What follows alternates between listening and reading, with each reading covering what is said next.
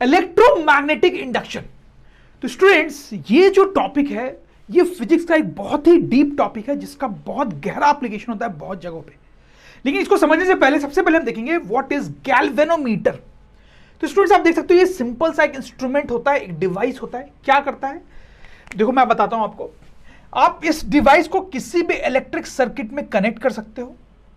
जैसे मान लो आपने कनेक्ट किया, ये इसका सिंबल है स्टूडेंट्स, इस तरह से बनाते हैं एक सर्किल, उसके ऊपर ऐसे जी लिखते हैं, ठीक है। अब आपने इसको किसी इलेक्ट्रिक सर्किट में कनेक्ट कर रखा है, हो सकता है कि उस इलेक्ट्रिक सर्किट में कुछ करंट फ्लो कर रहा हो स्टूडेंट्स, ठीक। तो अगर उस इलेक्ट्रिक सर्किट में इस तरह से करंट फ्लो कर रहा है तो क्या होता है, आप देखो यहाँ पे एक नीडल है, वो नीडल जो है वो डिफ्लेक्ट हो जाती है। अगर करंट ऐसे फ्लो कर रहा है तो वो नीडल जो है ऐसे डिफ्लेक्ट हो जाती है। नॉर्मली वो सीधी होती है, ऐसे डिफ्लेक्ट हो जाती है। अगर आपने किसी सर्किट में इसको कनेक्ट किया और करंट ऐसे फ्लो कर रहा है स्टूडेंट्स, तो आप समझ रहे होंगे कि नीडल जो है ऐसे डिफ्लेक्ट हो जाता है। और अगर आपने इसको कनेक्ट किया और कोई करंट फ्लो नहीं कर रहा है स्टूडेंट्स, तो क्या होगा, देन यू कैन अंडरस्टैंड कि जो नीडल है वो स्ट्रेट ऐसे रहता है। So that is the main thing about this instrument.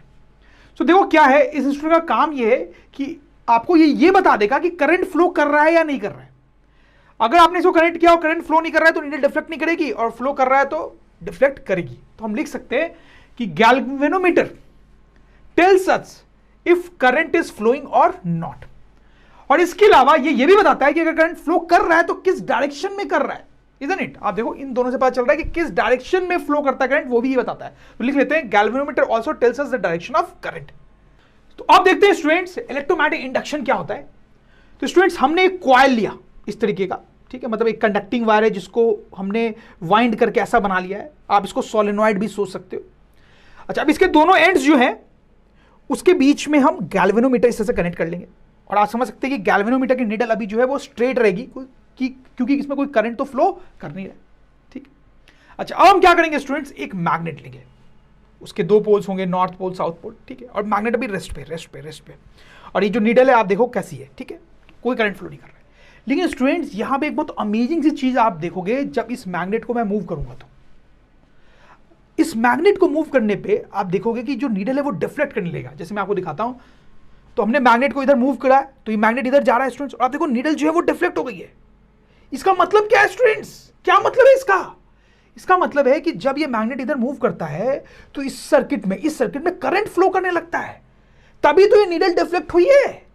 ये नीडल का डिफ्लेक्ट होना ये बता रहा है कि इसमें करंट फ्लो करने लगता है। वंस अगेन सी, अभी ये रेस्ट पे मैग्नेट, तो नीडल डिफ्लेक्ट नहीं कर रही है, मतलब नो करंट। लेकिन जब आप इसको इधर मूव कराने लगोगे स्टूडेंट्स तो नीडल डिफ्लेक्ट करने लगती है, मतलब इसमें करंट फ्लो कर रहा है। ऐसा क्यों हो रहा है स्टूडेंट्स, ऐसा क्यों हो रहा है, मैं बताऊंगा। थोड़ा सा वेट करते, कुछ और चीजें ऑब्जर्व कर लेते हैं यहां पे। अच्छा, अब क्या करते हैं स्टूडेंट्स, ये जो मैग्नेट है इसको आप इधर की तरफ मूव कराओ। अब क्या हो रहा है स्टूडेंट्स, अब नीडल दूसरे डायरेक्शन में डिफ्लेक्ट हो रही है। इसका मतलब अभी भी करंट फ्लो कर रहा है लेकिन दूसरे डायरेक्शन में स्टूडेंट्स। समझ में आई बात स्टूडेंट्स? एक और चीज हम कर सकते हैं, ये जो मैग्नेट है अब आप इसको उल्टा कर दो, तो इधर साउथ पोल आ गया इसका, इधर नॉर्थ पोल आ गया। अब आप देखोगे सब कुछ उल्टा होगा, मतलब अब आप इसको इधर मूव कराओ तो नीडल उधर डिफ्लेक्ट हुई, अब इधर मूव कराओ तो नीडल इधर डिफ्लेक्ट हुई। बट द पॉइंट इज कि जब भी ये मैग्नेट मूव कर रहा है स्टूडेंट्स, यहां पे लूप में करंट फ्लो करने लगता है और उसका डायरेक्शन भी चेंज हो सकता है डिपेंडिंग ऑन कि आप यहां पे क्या करते हो। तो पहले इन ऑब्जर्वेशन को थोड़ा लिख लेते हैं, फिर इसके पीछे का रीजन देखेंगे। तो let me right this down students. When the magnet moves, current flows in the coil. Direction of current can be reversed by changing direction of motion of magnet or by changing its polarity. सही students, ये हमने देखा है। तो अब देखते हैं ऐसा क्यों हो रहा है। सो आप देखें, ये जो मैग्नेट है बच्चों, उसकी अपनी फील्ड लाइंस होगी, ठीक। इन फील्ड लाइंस में ही सारा राज छुपा हुआ है। अच्छा, अब ये जो फील्ड लाइंस है वो कॉइल के ऊपर भी आ रही है, कॉइल से भी क्रॉस कर रही है। तो कॉइल का जो रीजन है उसको थोड़ा सा हम इन सर्किल कर लेते हैं क्योंकि उसी पे फोकस करने की जरूरत है, ठीक है। अच्छा देखो, अब इस मैग्नेट को मैं इधर मूव कराऊंगा और आप देखना कि इस कॉइल के रीजन में क्या होता है, वहां पे फील्ड लाइंस कैसे चेंज होती है आप देखना। तो कॉइल को इधर मूव कराया, वो मूव कर रहा है स्टूडेंट्स। अब देखो यहां पे क्या इस रीजन में मैग्नेटिक फील्ड लाइंस चेंज हो रही है, क्या इस रीजन में मैग्नेटिक फील्ड चेंज हो रहा है? बिल्कुल हो रहा है स्टूडेंट्स। एक बार फिर से करके देखते हैं।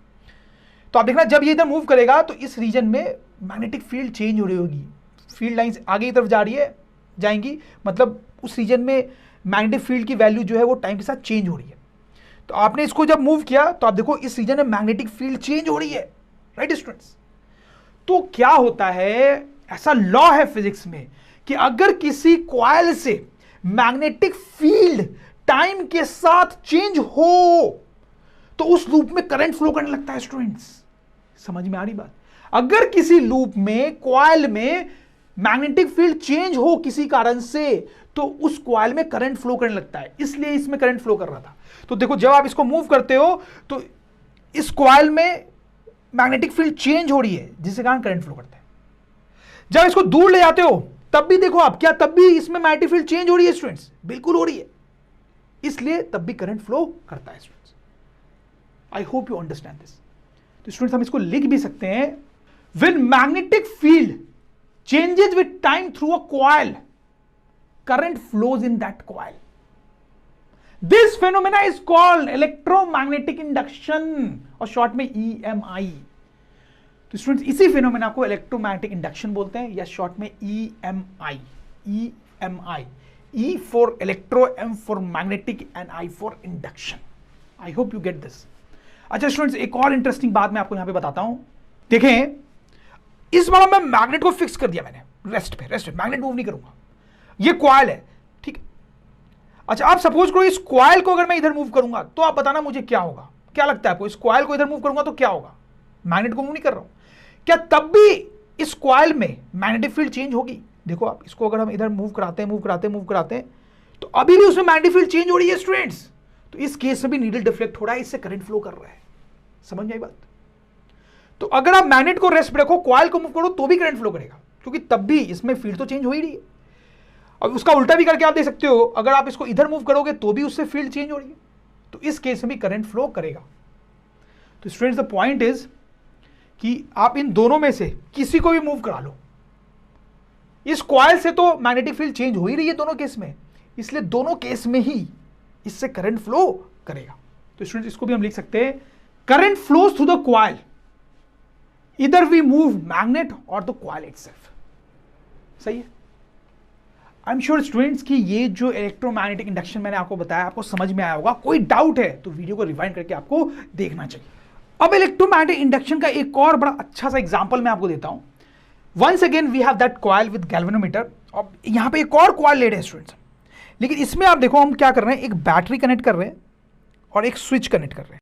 अभी ये स्विच जो है वो ओपन है, ठीक है, इसमें करंट यानी कि फ्लो नहीं करेगा, ठीक है स्टूडेंट। अच्छा अब देखो यहाँ एक बड़ा इंटरेस्टिंग ऑब्जर्वेशन होगा, आप देखना, इस नीडल पे फोकस करना। मैं यहाँ पे क्या करूंगा, इस स्विच को ऑन करने वाला हूँ, ठीक।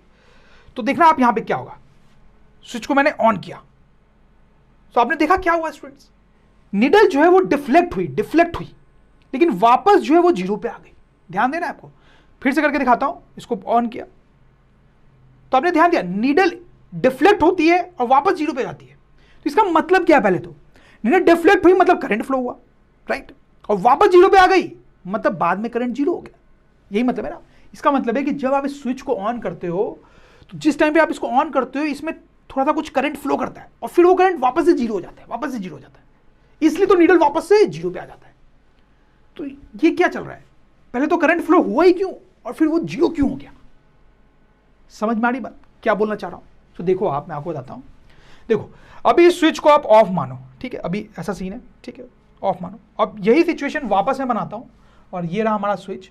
अगर ये स्विच ऑन है तो यहां पे करंट फ्लो करेगा, उस करंट के कारण यहां पे मैग्नेटिक फील्ड लाइंस होंगी, ठीक है, वो फील्ड लाइंस इस कॉइल के ऊपर से भी पास करेगी, ठीक है, सही है ना स्टूडेंट्स। अब समझने की बात है कि जब स्विच ऑफ है तो यहां पर कोई मैग्नेटिक फील्ड नहीं है, जैसे आप स्विच ऑन करते हो यहां पे मैग्नेटिक फील्ड आ जाती है। तो आप देखो कॉइल से मैग्नेटिक फील्ड चेंज हुई ना, कॉइल से मैग्नेटिक फील्ड चेंज हुई, पहले नहीं थी, जीरो थी मतलब, और फिर बढ़ गई, तो मतलब उससे मैग्नेटिक फील्ड क्या हुई स्टूडेंट्स, चेंज हुई।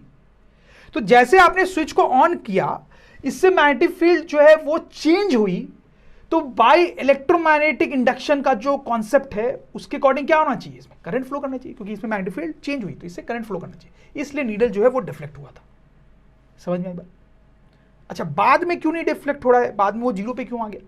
क्योंकि देखो और आपने स्विच को ऑन ही रखा तो ये जो फील्ड है वो ऐसी ही रहेगी, अब करंट ऐसे फ्लो करता रहेगा, इसमें ये फील्ड ऐसे ही रहेगी। तो ये जो कॉइल का रीजन है उस पर मैग्नेटिक फील्ड जो है अब वही है, जो बढ़ी हुई है वो बस बढ़ी हुई है, अब वो चेंज नहीं हो रही है। आप किसी चीज को मूव भी नहीं करा रहे हो, प्लीज ध्यान दो। तो अब इस कॉइल में जो मैग्नेटिक फील्ड दिख रही है आपको बस उतनी ही रहेगी अब, तो इसका मतलब चेंज नहीं हो रही है। तो मैग्नेटिक फील्ड चेंज नहीं हो रही है तो फिर करंट फ्लो नहीं करेगा इसमें, इसलिए नीडल जीरो पे आ जाता है। इलेक्ट्रोमैग्नेटिक इंडक्शन ये बोलता है कि लूप से अगर मैग्नेटिक फील्ड चेंज हो रही है तो करंट फ्लो करता है, सिर्फ है लूप से तो करंट फ्लो नहीं करता है, उसको चेंज होना चाहिए, बढ़ना या कम होना चाहिए, चेंज होना चाहिए, तब करंट फ्लो करता है। तो जब आपने स्विच को ऑन किया तो मैग्नेटिक फील्ड नहीं थी और फिर अचानक से आ गई, मतलब चेंज हुआ, इसलिए करंट फ्लो करता है। लेकिन अब आपने इसको ऑन ही रखा तो अब तो चेंज नहीं हो रहा है ना, जो है वही है बस, इसलिए बाद में करंट फ्लो नहीं करता है। I hope you understand this students. अब देखो इसका उल्टा भी होगा स्टूडेंट्स, आप सोच के देखो कि अब अगर मैं स्विच को ऑफ कर दूं मतलब ओपन कर दूं, ठीक है, ऑन है और उसको ओपन कर दूं तो क्या होगा स्टूडेंट्स? तो इस केस में मैं पहले ही बता देता हूं होता क्या है, नीडल डिफ्लेक्ट करती है और फिर वापस जीरो पे आ जाती है, और इस केस में डिफ्लेक्शन उल्टे डायरेक्शन में होता है। क्यों ऐसा होता होगा आप समझ रहे होंगे स्टूडेंट्स कि देखो पहले ऐसे सीन है, ठीक है, तो यहां पर मैग्नेटिक फील्ड है अभी इस कॉइल से, जैसे आप स्विच को ऑफ करोगे मैग्नेटिक फील्ड गायब हो जाएगी, तो चेंज हुआ ना यहाँ पे मैग्नेटिक फील्ड, पहले थी अब जीरो हो गई तो चेंज हुआ तो इलेक्ट्रोमैग्नेटिक इंडक्शन के कारण यहाँ पे करंट फ्लो करेगा तो नीडल डिफ्लेक्ट होगी। लेकिन उसके बाद फिर नीडल जीरो पे आ जाएगी, क्यों? क्योंकि बाद में तो आपने इसको ऑफ ही रखा, तो अब यहाँ पे कोई भी चेंज नहीं हो रहा है, तो नीडल जीरो पे रहेगी, कोई करंट फ्लो नहीं करेगा। I hope you understand this students.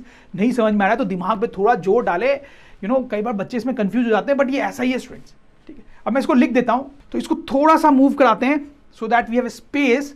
When switch is turned on current flows for a moment, सही है। When switch is turned off then also current flows for a moment but in opposite direction, right?